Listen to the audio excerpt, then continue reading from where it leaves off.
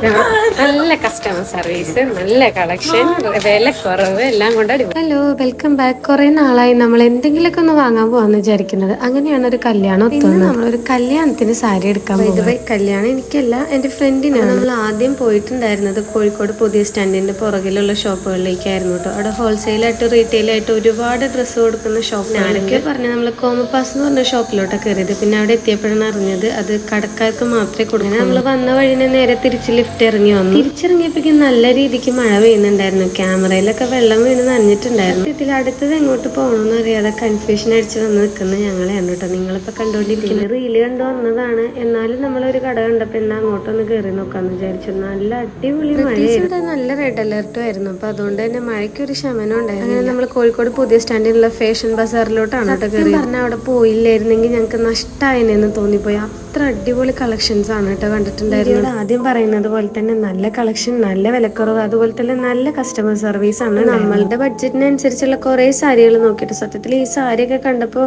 എന്തോന്ന് അറിയില്ല, ഭയങ്കര സന്തോഷമായി. കാരണം അത്രയും റേറ്റ് കുറവായിരുന്നു സാരികൾക്ക്. കാരണം റെഡ് സാരി എനിക്ക് നല്ല രീതിക്ക് ഇഷ്ടപ്പെട്ടിട്ടുണ്ട്. പക്ഷെ സാരി വാങ്ങാൻ വന്നത് അവൾക്ക് വേണ്ടി ആയതുകൊണ്ട് തന്നെ ഞാൻ പിന്നെ ഒന്ന് ഒതുങ്ങി. യൂണിഫോം പോലെ സാരി വേണമെന്നുള്ള പ്ലാൻ ഉള്ളതുകൊണ്ട് തന്നെ അവർ കുറെ നേരം അങ്ങോട്ടും ഇങ്ങോട്ടൊക്കെ ചർച്ച ചെയ്തിട്ടാണ് സാരി നോക്കിക്കൊണ്ടിരുന്നത്. പിന്നെ അവസാനം ഈ സാരിയിൽ റേറ്റ് ഉണ്ടെങ്കിൽ എട്ടിപ്പോയിട്ട് 450 രൂപയാണ് ഈ സാരിക്ക്. നല്ല രീതിയിൽ വർക്ക് ചെയ്തിട്ടുണ്ടായിരുന്നു. നല്ല രസമുണ്ടായിരുന്നു കാണാൻ.